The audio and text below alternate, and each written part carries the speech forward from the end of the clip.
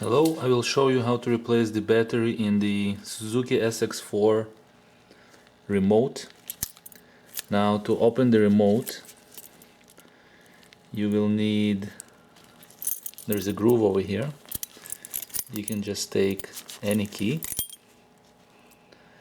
and just pry it open with the key, just like that.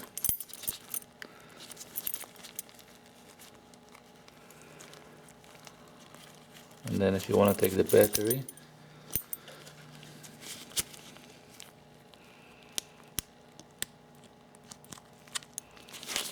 let's see what type is that.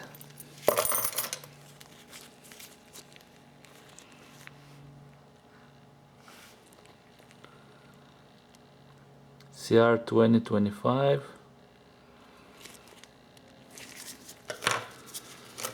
So you're gonna take the new battery, put it back in, and just